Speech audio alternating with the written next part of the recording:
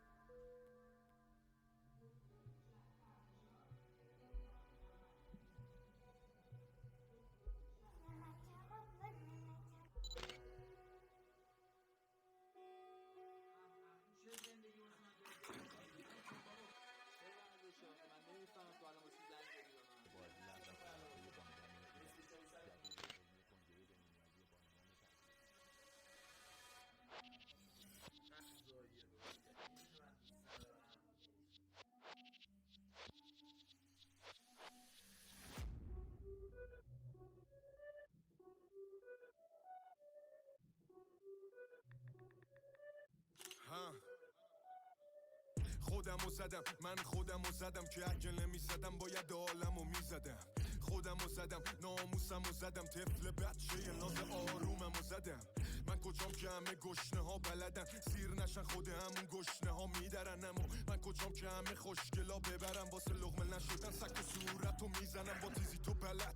تو پر رو باش و غلط میدن دسته یه بچه تا کنه تو کلت از عقب برداشت فیلمت تو محل دست به دست بد کردن تو پتت آبو خوب بودی خراب شدی بیرونی ولی از الان برو کف شرپسی ابد. این بدن ساخت جنوب شهر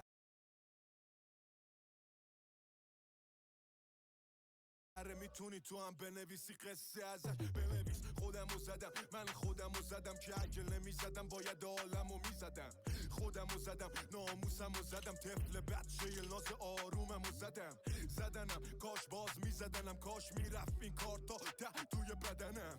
خودمو زدم، باورمو زدم، کردم تو بغلم من برادرمو زدم.